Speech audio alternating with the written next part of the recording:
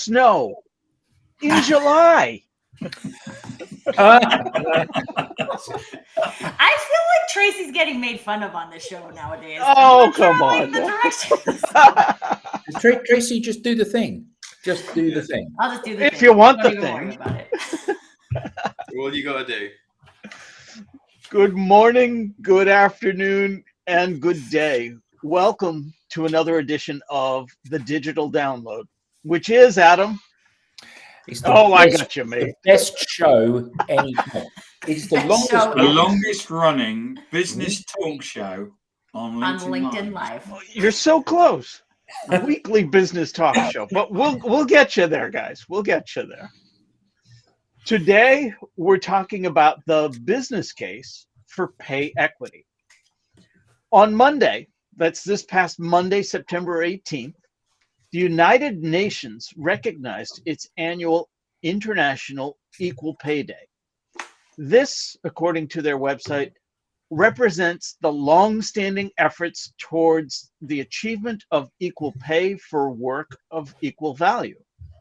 It further builds on the United Nations commitment to human rights and against all forms of discrimination, including discrimination against women and girls. More than simply the right thing to do, pay equity makes business sense too. We'll have a special guest, compensation expert Dan Kopp, to help guide us. We'll talk about compensation transparency, why it's important, and where do we start. But before we do that, let's go around the horn with some introductions. Adam, would you kick us off, please?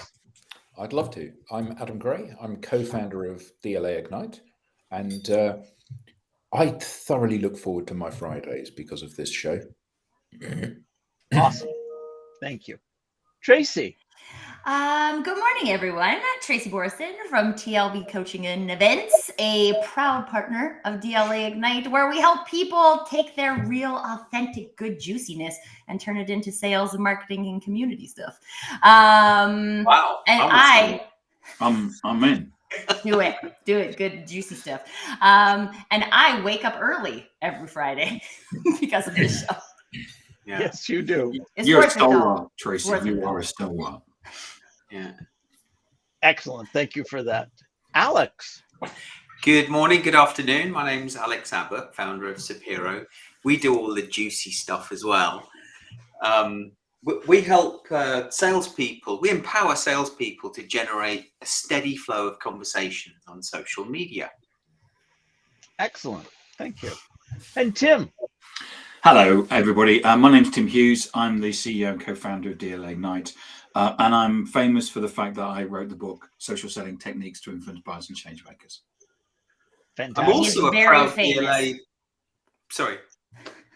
He's very famous, and we're very lucky to have him on the show. And Tracy, when I was over in Canada during the summer, I didn't get up at this time and do the digital download. We know. You get a gold star. Yeah. Tim, what was that book again? Mark Twain. All right. Fantastic. Thank you. And myself, Andrew will tell you what it is in a moment. He'll put a comment. Andrew will tell you what it is. Yeah. I am Rob Durant. I am founder of Flywheel Results, also a proud DLA Ignite partner, and we help startups scale. So, as I said, this week on the Digital Download, we'll speak with Dan Kopp, compensation expert, founder and CEO, leadership coach, and mentor. Dan helps clients refine the art of aligning compensation with employee input. Dan, let's bring you on. Good morning. Welcome. Hi, Dan. How's everybody doing? Please tell us a little bit more about yourself and how you got here. Well, you did a pretty good job. I've been in a leadership position for 30 plus years in various parts of the employment areas. And most recently, since 2019, I've been a co-founder and CEO of Dynamico. And we basically have software that allows our clients to create easily managed compensation systems that ensure equity. And that is huge. Excellent. All right. Well, thank you for that. So, Dan, let's start off with a basic question then. How does compensation transparency help employers? Well, there's a number of ways it helps it. First of all, it makes for a better working environment, for crying out loud. If you've got a select group of people making more by default based on their gender or their skin color, they're making more money than others, you've got dissension amongst your employees right there from the get-go. So when you've got equity, that dissipates. It goes away because everybody's got an even playing field. So it's huge. It'll allow you to attract a more diverse workforce. It'll allow you to keep the great people, not just the people you've been paying higher than everybody else.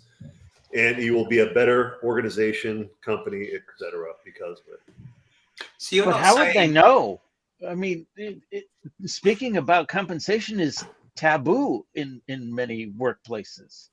It is. We encourage our partner clients to basically wear their emotions on their sleeve and say, here's our compensation system. So when they're built, they built it through the lens of what makes a great employee in this category.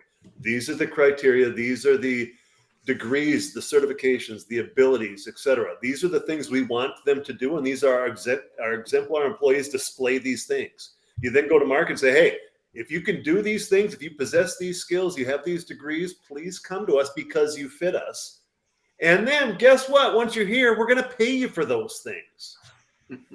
So we've got a nonprofit client who their executive director meets with every single one of their employees when they're initially screened and then hired. And he said, here's where you are. This is what you do. They all know because of their compensation system, how well articulated they are. They all know where they fit in the bigger picture and they know the direction of the organization. There's no guesswork. They see that they're a piece of the bigger puzzle and they're all going in the same direction now. They had employees opt out once they created these systems because they said, that's not me.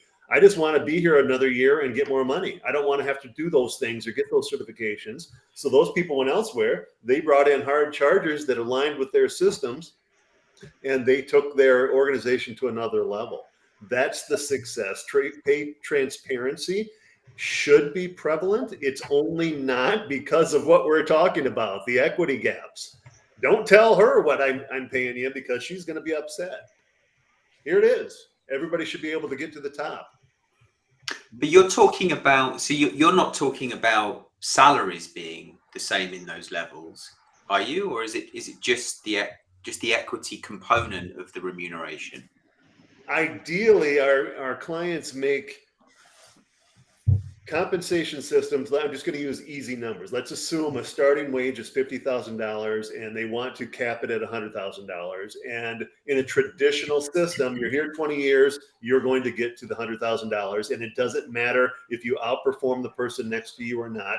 And let's be real, as long as you're not in the bottom 5% of performers, you're off the first level supervisor's radar because they don't have the bandwidth to do more than the lowest 5%. So as long as you're not in the lowest 5%, you could just coast for 20 years. All of a sudden you're at $100,000 and it doesn't matter if you're good or even average. So we challenge our people and say, hey, what makes a good employee? Is it the degrees, is it the skills, is it the soft skills, the communication ability, all the different things that go into making good employees? Let's articulate those things and assign them value in our compensation system. And don't get me wrong, longevity is important. You don't want people leaving. You want loyalty. So that instead of the only component to get you from 50,000 to 100,000, that's a small minor piece. What have you done for me lately? And you might have 3 to 10 year veterans outperforming the 25, 30 year veterans because they're coming in doing the things you want them to do. Whereas you may have someone at $100,000 who, in lack of a better term, is coasting because they're at the top of the salary schedule, wage or salary, and there's no impetus to be even satisfactory with their job because I'm going to be here another year. I'm going to get a raise just like everybody else. So we challenge the narrative. The paradigm shift is huge. I'll have people ask me, how do we implement this? I said, once you've had the paradigm shift, that's 80% of the work.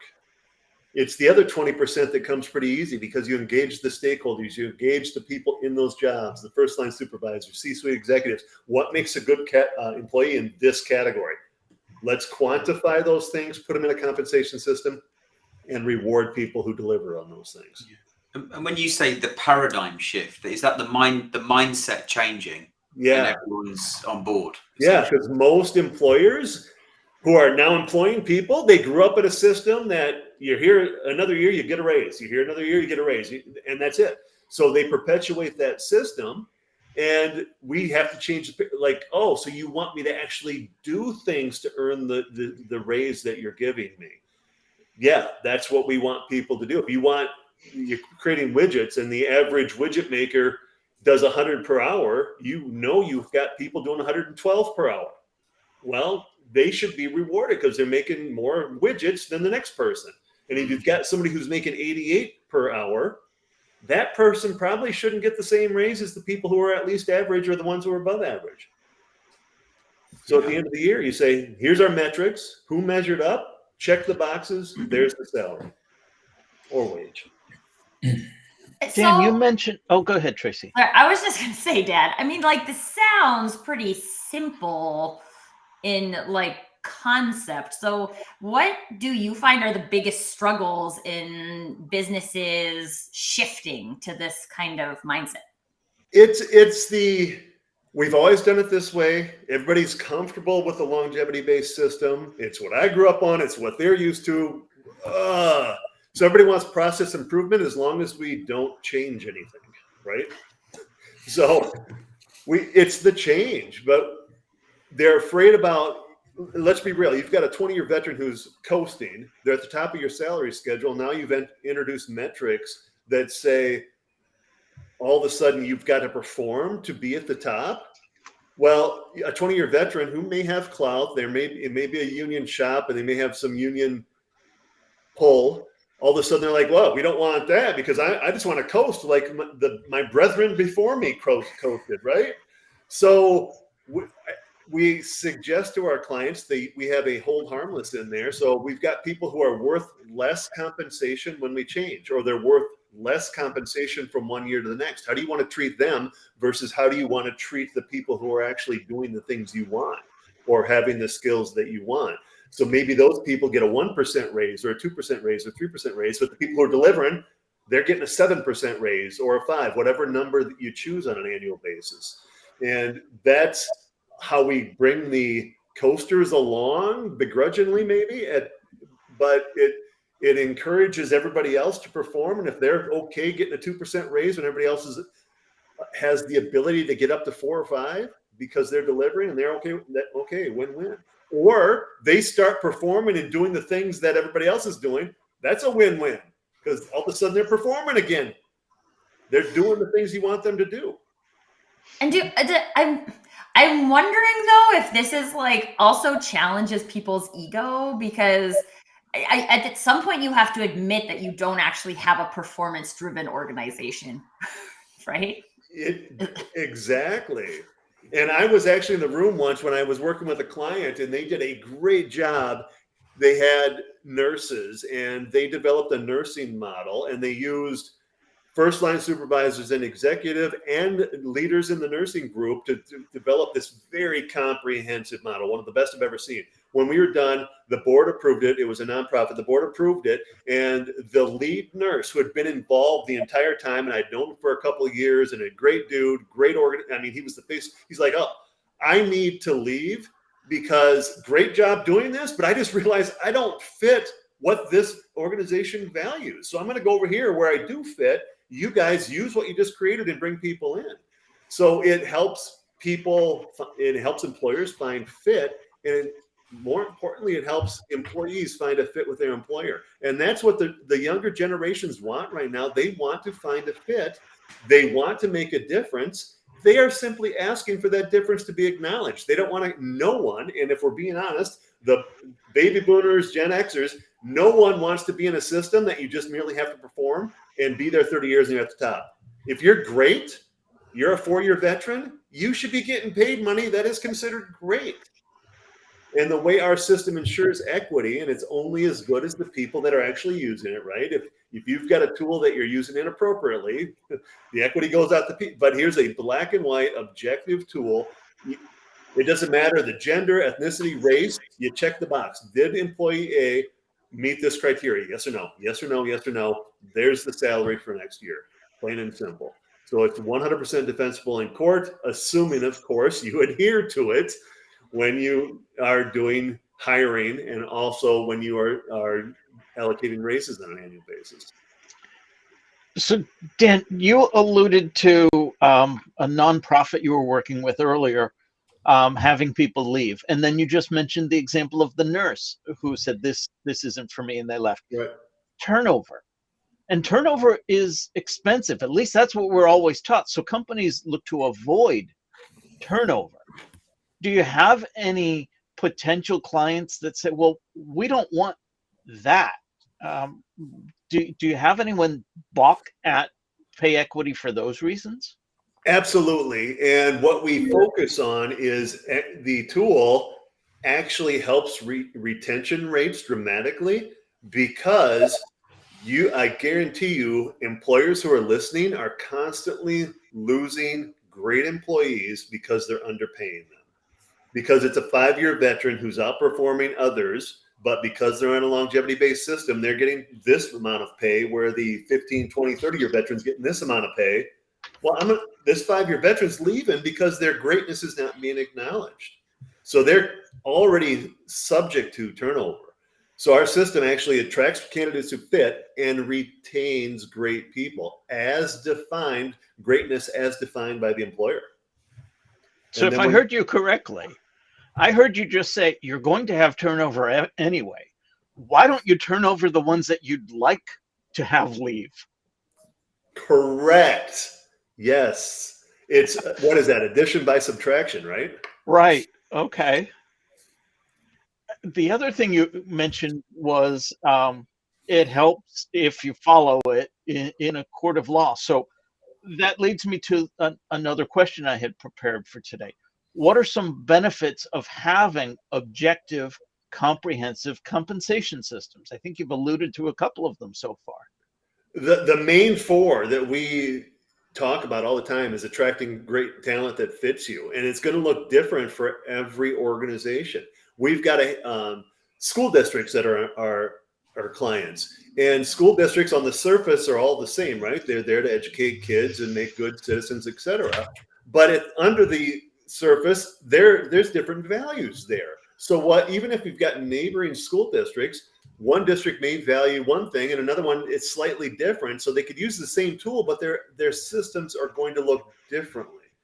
So when you go to market, say, hey, here's what we value, and then you go to market in the other school district, this is what we value. You've got a conscious choice in front of you when you're looking for jobs, like this one fits me, this one doesn't. And I work with employees and employers all the time talking about fit, because fit is huge. When there's a fit, the employee is happier, the employer gets more, sees the potential and has that employee work to potential. It's a win-win when there's a fit. So you find candidates who fit. We just offhandedly talked a moment ago about retaining great people. Whatever your definition of greatness is, your compensation system identifies it. And our system's fluid, it's dynamic, ergo the name of our company, Dynamico, because when you create a system and implement it, it is perfect until you start using it. Just like any policy, procedure, handbook you've ever used. And then you see the loopholes. You see what you forgot. You put in something that didn't make sense. So we encourage our clients annually to evaluate what's working, what's not working, what shifted in the market that we now need to change in our compensation systems so we attract different people, etc. So attract people who fit, retain great people, encourage and reward satisfactory and exceptional performance. So at times we run into clients who just have if you have an exceptional rating on your evaluation, we're going to give you this arbitrary bump in $750 extra, whatever, just some random number. Well, we build it right into our systems, and then people see, all right, if I'm at least satisfactory, I'm getting to get this money associated with that. And if I'm actually exceptional, I'm going to get this money associated with that. It takes the ambiguity out of it. There's no favorites behind the scene. And that gets back to the equity piece. It is black and white, and everybody right there sees who's getting what. And we actually have reports in our system that at the end of the year, you can do a summative evaluation with your employee and say, hey, here's your salary for next year based on all these boxes that are checked. More importantly, look at the boxes we didn't check. For example, we'll have clients who say, yeah, I've got people who just aren't nice, and they're not nice to our customers. Well, you're not going to put in a system not nice, right? Nice or not. It's like we're in 5th grade passing notes or something. So from what I can remember, that was a year or two ago. I was in 5th grade. Anyway, but all those intangible qualitative things are typically embedded in an evaluation tool. So if you pull out evaluation tool component number 1 and put in there satisfactory, component number 1 exceptional, and then do that with all 4 or 5 components, all those qualitative things that you want, the soft skills that are sort of hard to measure, they'll come out in a proper evaluation tool. Those then show up in the compensation system. So attract talent that fits, keep great people, ensure equity, and encourage and reward satisfactory and exceptional performance. I get all of that, and that makes perfect sense. And the softer stuff, the qualitative analysis of people, part of that can easily be addressed by getting people to talk about whether they like working with you. So Alex, he's gone now. Clearly, he doesn't like. Oh, he's back. He does. So you ask, who do you like working with? Who do you not like working with? And I don't like working with person X, and they get enough of those from other people in the organisation, and it tells you that there's some mismatch there. I get that. My experience of being in the workplace is, though, that good people are rare. Yes, you would hope that if you trained somebody, they would be competent and they would be able to do the job. But part of the value that they add to an organization is that, can you do the job? Part of it is, are you always looking to do the job better and deliver more, or are you looking to do the bare minimum? And sometimes people are not worth what you're already paying them.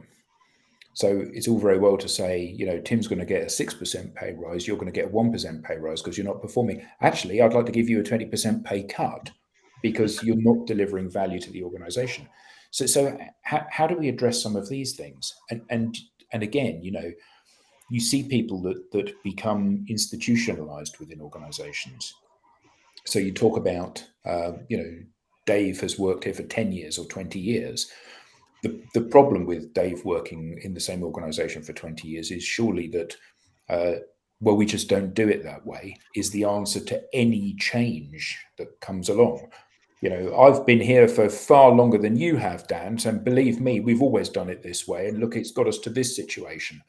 And actually, that's catastrophically bad thinking, but thinking that you bake into or run the risk of baking into an organization if you're not saying to people, it's perfectly natural to have a life cycle of employees. You join, you get trained, you get onboarded, you become productive, and then you move on.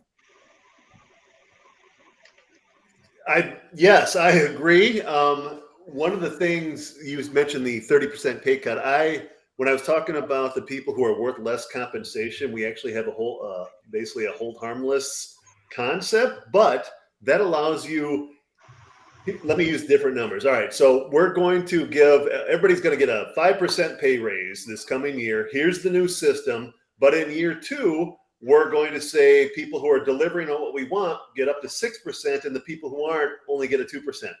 Year 3, they get 6%. You actually get a 0%. Year 4, they're still eligible for 6%. You're at 98% of what you're currently at. So in other words, a 2% pay cut. So our system allows for ripping the Band-Aid off. You can go from where you are to where you want to be tomorrow. You can do it over time. And what do you want to do with those people who aren't performing? If you want to put a 20% pay cut in there, the system allows you to do that. Now, obviously, that's not great for culture, because if you're using it as a tool to drive people out, there are other leadership and managerial approaches you could take to do that versus making them uncomfortable because of their paycheck. That's sort of it's accurate that you want to do that, but I would recommend it's over a 3 to 5 year implementation. You'd end up in tribunal. You're held You'd end harmless up in to court everybody here. else. But just so you know, 5 years from now, you will have had 5 years warning. If you're not measuring up, you're actually going to get up to a 5 or 10% pay cut, and that's on you. And they're going to do one of three things. They're going to be okay with that. I doubt it. They're going to start playing the game and delivering on the things you want, even though their heart may or may not be into it. Okay, you still win as the employer because they're delivering the great things you want. Or they're going to say, this isn't me. I'm going to go elsewhere. You go to market and bring people in who fit. They'd take you in the UK and in Europe. They'd take you to court. You'd end up in tribunal doing that. Dan, got some points from Rob. There's a couple of questions. A couple of points. So, gross pay is becoming less relevant. It's disposable income. This can vary dramatically by country, rent, mortgage costs, etc. Are you talking about global pay equity? Question. I'm talking compensation through the lens of any employer for any employee group. So it could be literally used by every employer, and it could be compensation equity for everybody globally.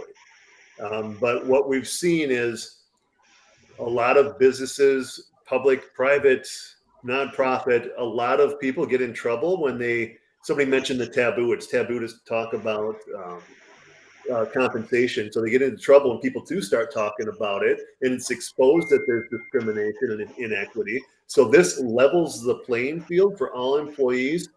It's the right thing to do. It levels the playing field, and it keeps them out of hot water. Even on the hiring portion of things, you've probably experienced, well, I'm bringing this candidate in who happens to be male because of the experiences he's had elsewhere. That's why he rose above other employee or other candidates. Well, our system allows for like one-offs. Mr. Smith came in with this experience, which made him be hired. And because of that experience, we're going to give him $5,000 extra over a normal employee another employee who happened to be female.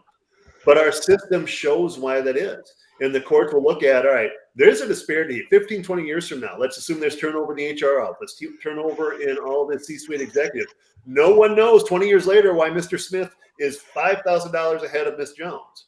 The system will reflect upon hiring, he was giving this money for this reason.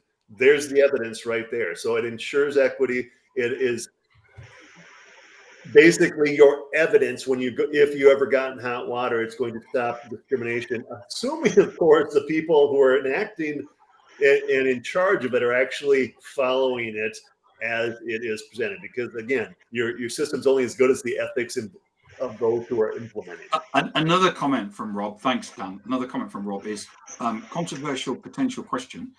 It took diversity to extreme. How can you have equity? They all offer different skills and outcomes. We look on we build our systems on a macro level. So let's talk about custodians. Most people can relate to what a custodian does. Let's articulate what we want our custodians to do. So we've got a system built on a macro level. Here's what an ideal custodian looks like. What bad choice of words. At the end of the day, the performance looks like this skill, this ability, this customer service, this on call or not. We were talking about snow earlier. Maybe some of your custodians are on call during the winter months, like January through December up in Canada, the winter months. And they come in and you pay them when they come in at 4 in the morning to make sure your sidewalks are cleared. But the days they check at 3 in the morning, whether or not they come in and it's not snowing, you don't pay them. But you sure value that. So you would have some type of a metric in there, like they're on call, and it might be 47 cents an hour, but extrapolate that over 2,080 hours for the work year, then all of a sudden that's real money that you acknowledge them. So it's built on a macro, but each individual employee is examined on a micro level. So did employee A meet this criteria, have this ability, have this skill set? Did they increase a year in employment? Were they satisfactory on their evaluation? Were they exemplary on their evaluation, et cetera? So built on a macro level, each employee is examined on a micro level. And Rob's final point is he said age is not an outcome. I agree 100%. So unfortunately, longevity-based systems are usually beneficial to veterans, which veteran equates to older people.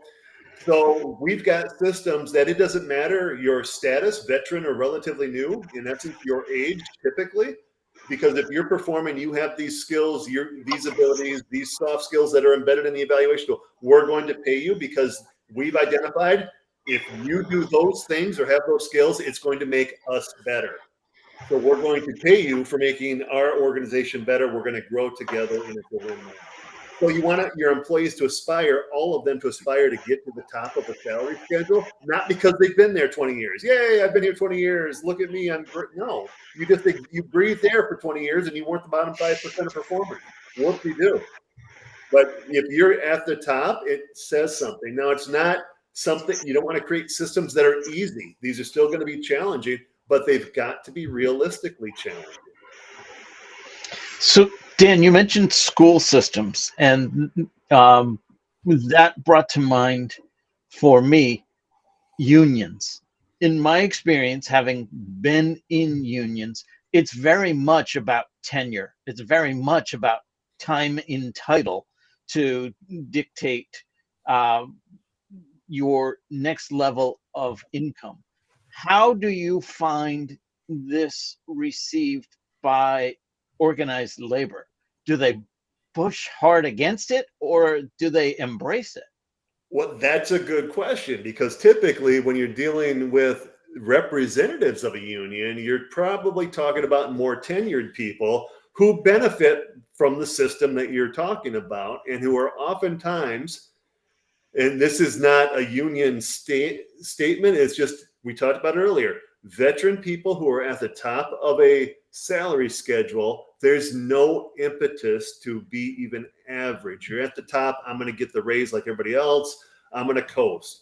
So when we've got people who benefited from the system on the other side of the table as representatives of the greater group of people, whether it's a union shop or not, all they say is, well, how am I going to lose in my people? No, this is not good. So that's when we talk about the hold harmless. And that's when you hopefully get a chance to engage union members who aren't necessarily at the top and are the 3 or 4 identified negotiators. Because I've been in school districts that are union school districts, and when we have a broad conversation about what makes a good educator, there are a myriad of things. And let me tell you, the people who aren't at the top typically are outperforming the people who are at the top.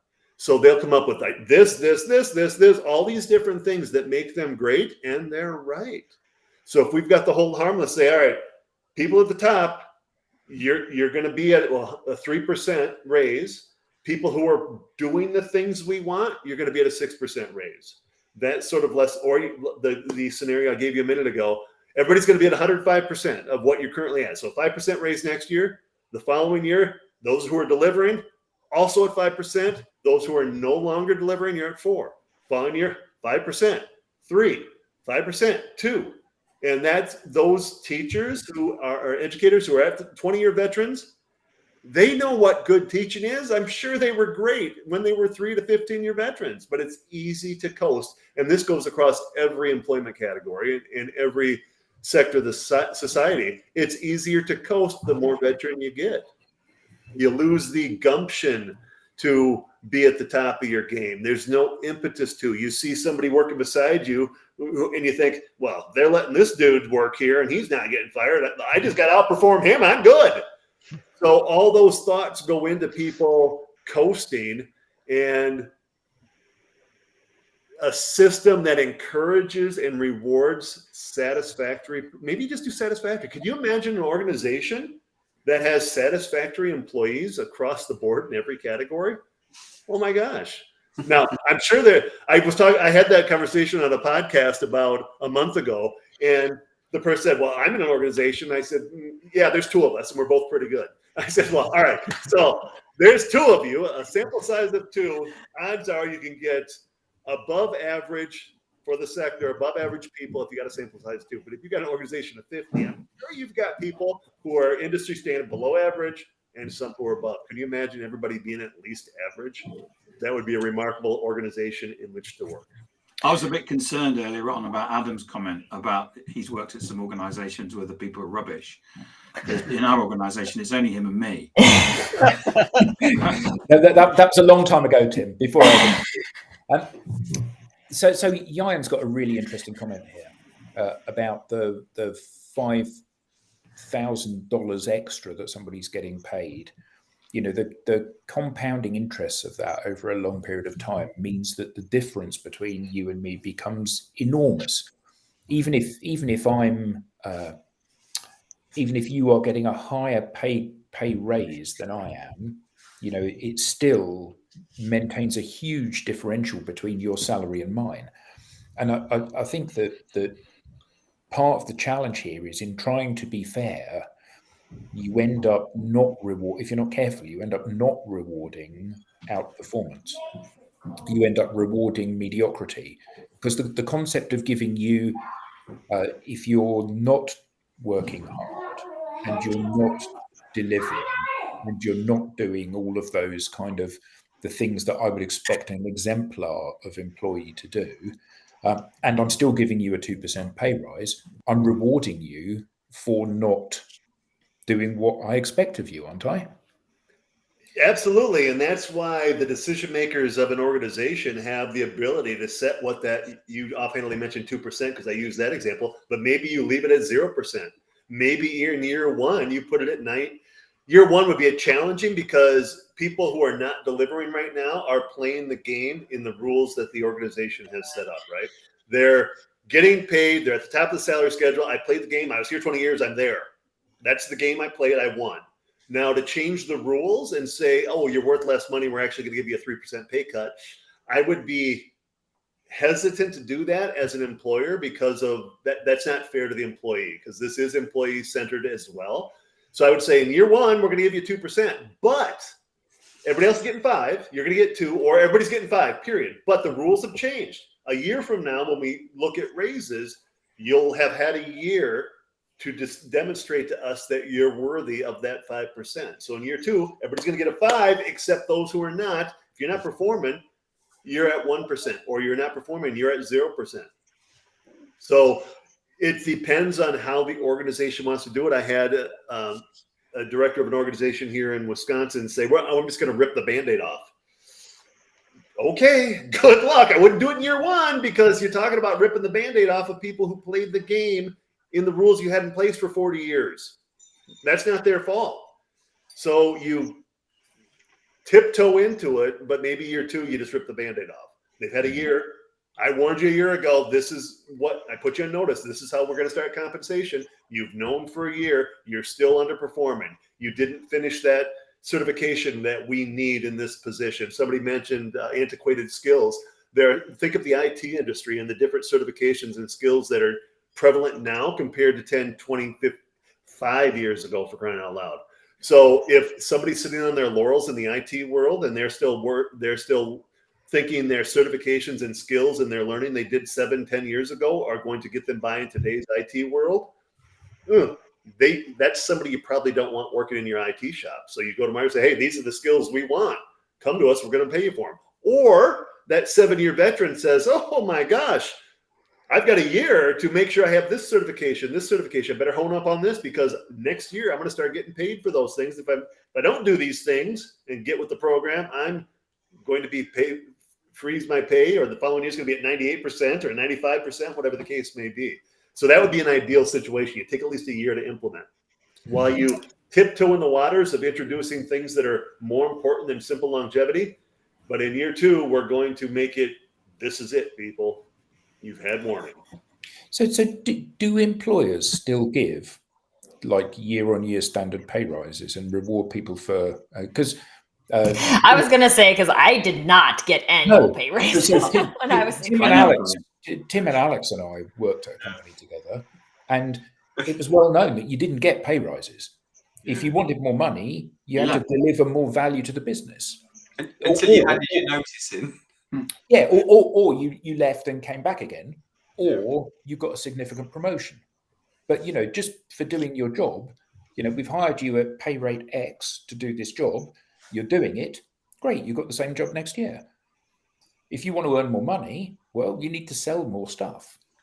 And that to me sounds, it drives people not to coast. It drives people to be absolutely focused on what their KPIs are, doesn't it? It does. And your initial question, are people still doing that? Yes, there are still blanket raises both in private and public sectors where they say, all right, let's look at CPI and we're going to give everybody a 4.7% increase this year across the board, done. And they walk away. That does not do anything except put more money in people's pockets, even the people who are underperforming. In your suggestion earlier, getting back to our topic, which was equity, let's assume you are in a situation where you get $100,000, we paid you to do it, you did it, but several somebody's excelled, and we're going to give them more money. Getting back to the pay equity and pay transparency issue, so how much money did everybody actually get? Because was it just the white males who got $5,000 extra, and everybody who's not white male got $1,500? And where'd those numbers come from? Where'd that $5,000 come from? In like the number itself, not literally the dollars, but who came up with $5,000? Our system allows for people to basically put value. What's more important, this or this? Well, this one is. All right, the system's going to show you this is more important, and it's always going to be until you change it, because you've changed, the market's changed, something inside your organization's changed. You just have you've got calculated, targeted money going to things that you find valuable, as opposed to, oh, you're worth $3,000 raise, and here's your $17,000 raise, and here's your $7,000 raise. Those are just arbitrary numbers, and there's no consistency, and that's when you've done things that are not pay equity focused and not right for human beings and could get you in trouble. I have a question about beginning pay equity, because I feel like this is a problem is that a starting salary, most businesses will give you a range, right? And so then you may or may not accept that, where you fall in that range when you start. And so because I feel like this is a culture thing, right? And it is to some degree do we want as a business to have performance? And if we do want a business, what is performance? We've talked a lot about value. What is value, right? So what is the process of actually going from, hey, I hire people based on job descriptions, and I have this way, which may be conscious or unconscious right now, that I hire people. How do I start to have that conversation about what is valuable, and what happens when I realize I'm paying people for a lot of stuff that's not valuable? Great question. So Great question. I was asked recently, what's the one problem people have? And the one question you repeatedly get, and it's usually something like you just said, is how do we roll this out to our people? Where do we even start the conversation? So this is what I've done. This is what I recommend our people do. And this is what I've seen work. You get people at your meeting space, whether it's an auditorium, a big conference room, whatever your meeting space is. All right, people. They're your C-suite executives standing up here. Maybe it's just you and you've got 12 people working for whatever. We're going to create compensation systems that address the great things that you do for us. If you're making our organization company better, those are the types of things we want in our compensation systems.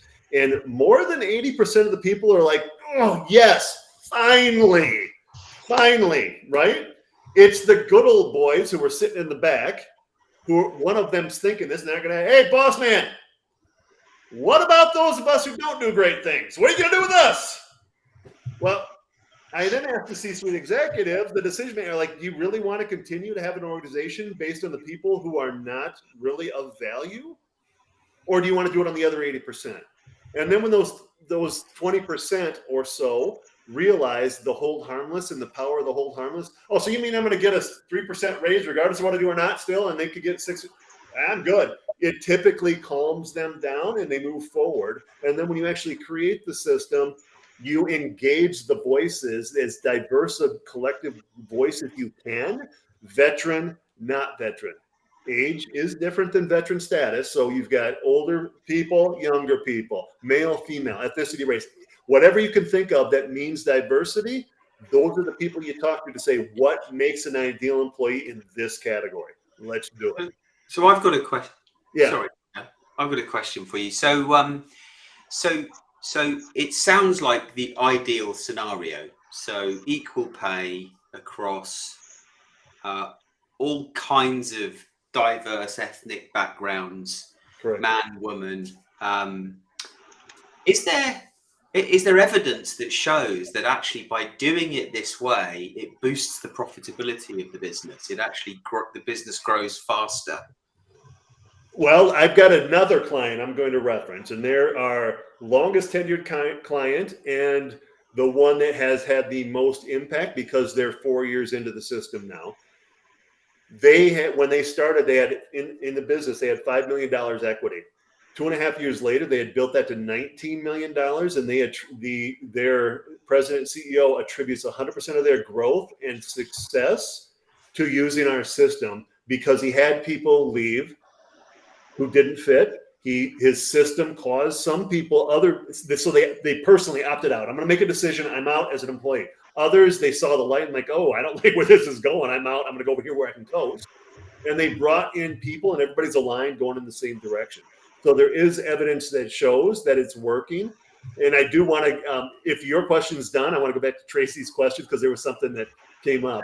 You made the comment about the hiring. What do you do at hiring? I've got my system. What now?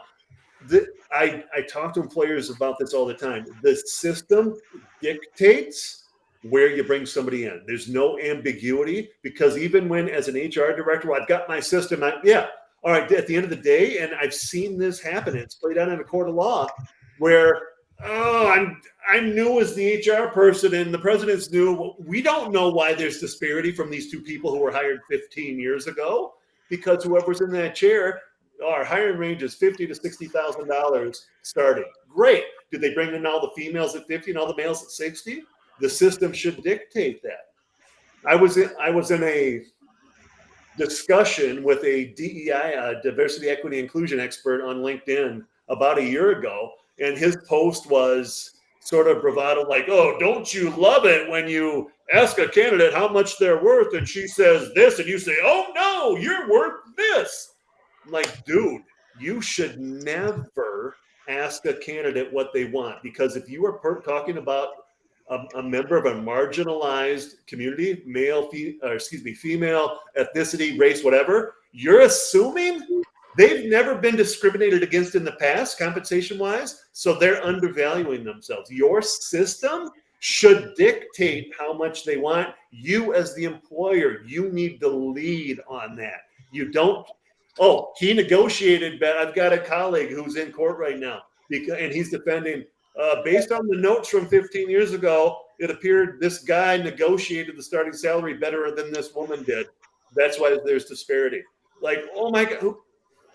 No, the system is black and white. Where do the people fit? It doesn't matter what their background is, their ethnicity, race, etc. The system dictates it. Do not put candidates in a position of saying, I'm worth this. No, you tell them what they're worth, period. Done. So in that scenario, though, because I think I don't know, maybe we wouldn't all agree. In my opinion, there's systemic problems that prevent specific types of groups of people getting education. For women in particular, there's a lot of people who have career gaps because they stay home to take care of their kids. And so how does the system prevent like that kind of discrimination? Because I feel like that's like again, a cultural thing. If I'm going to say like, actually, I don't want to hire moms, so I'm going to not show value in the system for people who have career gaps or show it as negative value. How does that come into play? Your system is based on greatness in your current employees and what you hope to have them reach.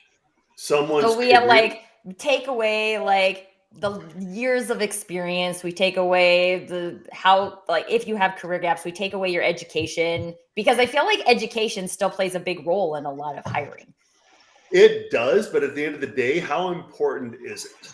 Well, I agree with you. Yeah, right. That was a rhetorical question. Sorry. How important is it? Because I'm going to go back. Here's an example. I was just talking to somebody the other night. His daughter's going to nursing school, and she wants to go out and get a 2-year degree versus a 4-year degree.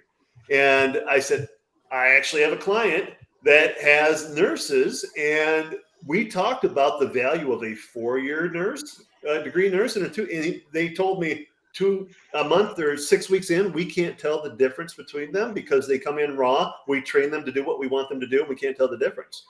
So that shows you in that small example that the degree, technically, you obviously have to have a nurse degree, but a 2-year versus a 4 versus a master's, PhD, whatever,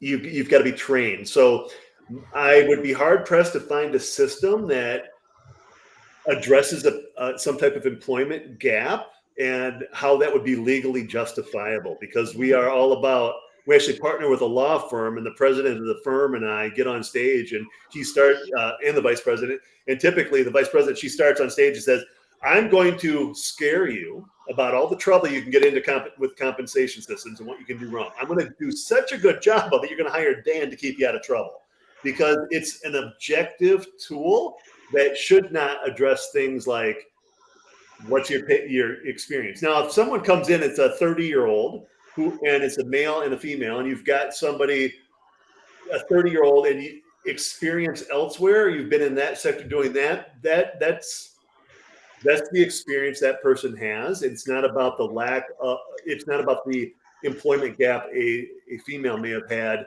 because of raising child for 5 years before he or she went to school, whatever. So that could come into play, but it levels the playing field. What does this candidate have to offer me, and how are they going to make us great compared to what this candidate has? Name, gender, ethnicity, none of that's even involved here. Here's the 2 candidates. Which one do we want? Or we want both. Mr. Smith actually has the experience, so he's going to get a $2,000 pay bump at the beginning because he's got the requisite experience to put him ahead of his contemporaries who are new. And the system 20 years from now will still recognize why that $2,000 pay gap is there. Dan, you mentioned earlier a company that had been doing things their way for 40 years and now wants to come in and overnight change it. And while you don't advocate for that, you do talk about, after 1 year it's this, after 2 years it's this. And in that period, how much is the organization evaluating and possibly changing the criteria to make these evaluations? And is that changing the rules for the employees year over year? It first of all, they could do it as often they want. What we encourage our clients to do is say, all right, you're building up to the fiscal year, you develop your program, your systems between now and December 31st. At some point in time, you lock them in place. Say it's December 1st. All right, people, December 1st, here it is. You've helped us build them. We're ready. Here's what it looks like. January 1st, they go into operation. And then that system is locked, period. You use it for the entire fiscal year. But I mentioned earlier, your system that you implemented January 1st is perfect until about January 2nd when you realize, oh, we forgot, whatever. So we encourage our people, and most of our clients, we call them paid differential variables, or PDVs. Most of them have between 25 and 35 PDVs for any employee group, some of which are 2 years of experience, 3 years of experience, et cetera. So they add up pretty quickly when you have that base of experience, but those might be a pittance in the grand scheme of things, but they're there. So they'll look at those maybe every August, September, 4 or 5 months before the end of the fiscal year, say, all right, what did we miss? What did we overlook? What has changed externally in the market that we now need to value more? What's changed internally? We hired this person with this skill set to operate this machine. Well, that machine's obsolete, so we no longer need to pay him or her for operating that machine. So what changed? And there's minor tweaks. Oh, we forgot this. Let's add in this, which minimizes the value of other things, which goes back to the hold harmless. Maybe the system changes a little bit, and all of a sudden you've got somebody who's worth less money because you changed the rules again. That's where that hold harmless comes in. So what do you want to do with the people who you change the rules a little bit? They're still performing, but they're not perfect, not in perfect alignment. Maybe they're at 104%, so they get 4% raise next year, where everybody else gets a 6%. Or they're at whatever. So you've got that ability to tweak those numbers every year and to tweak what's in there. Schools, for example, a hard to fill position, physics teachers across the country, they're hard to find. So maybe every school district says, we're going to give an extra $10,000 for hard to fill positions as defined at a physics teacher. And now 10 years later, you can't find a biology teacher because all the science-minded people went out and got physics degrees. All right. Well, then you're going to change your system. Say, all right, note to self, be a little bit broader and say just hard to fill, let the board define that on a yearly basis, but get rid of physics and all of a sudden biology's there. But the hold harmless, you don't want to take advantage of your physics teachers because they're there because of that. So that's where that hold harmless comes into play. And it's all in the document to say what changed, why is it changed, and you've got longitudinal data to basically go to court and say, here's how we've based our salary decisions. And it's a legal document, it's evidence, and it's going to anybody with an 85-cent pen. I've been an attorney. Anybody with an 85-cent pen can sue you. True. But when you come to discovery and say, here's all my evidence, they're going to say, oh, all right, well, that was a waste of time. So that's the value of a system that is comprehensive and objective. It takes the ambiguity out of it, even at the hiring phase. The system dictates 100% of the time what that person is worth. Fantastic. I can't speak for anyone else, but for myself, this has been eye-opening, and I appreciate it. Thanks, Dan.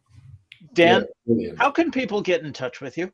You can hit me up on LinkedIn at Dan Kopp Leadership on LinkedIn, or you can email me directly at my company email, dan@dynamicosystems.com, DINAMICO, dynamicosystems.com, and check us out on the web, dynamicosystems.com. Actually, you can create a small limited example on our website for free. Go there, create an account, and you can start playing with it to see what types of controls are out there and see what types of things you could put in there and make your ideas come to life. It's easy. Once you have that paradigm shift, creating the system takes some time because you're not going to sit down in an hour meeting and say, hey, let's change how we've done this for 40 years. What makes a good custodian? Go. And 40 minutes later, you're done. No, it's going to take some time for people to absorb. Hey, we met last week. I forgot to mention this. I forgot this. Let's add this. What I said last week doesn't make sense because this is that. So it takes several meetings over a couple months to get a logical, ideal system set in place. But the timing's great right now. If your fiscal year starts January 1st, just know that by January 2nd or 3rd, you'll realize you forgot something or you made a mistake. But you put that on your working copy and say, note to self, next August, September, as we're looking forward to the beginning of the year, what do we need to tweak, add in, delete, all those types of things. So Dan@dynamicosystems.com or on LinkedIn. Fantastic. Right. So to our, what's that? Pardon? No, I just said thank You're you. finishing. Oh, yes. So We're to finishing our time. I know. Doesn't know how audience, to handle it. to our panelists, thank you very much. Another lively discussion. If you have something to say, if you want to be on the show, we would love to hear from you. Digitaldownload.live, click on the Be Our Guests, or you can click on the QR code now on screen. Adam, Tracy, Tim, thank you very much. Dan, of course, thank you very much. It has been a fantastic Thank you, episode. Dan. Thank you. This has I was been the honored to be Digital here. I appreciate Download, the longest running weekly Business Talk Show on LinkedIn Live. Thank you all. We'll see you next week. Thanks, everyone. Bye. Bye, everybody.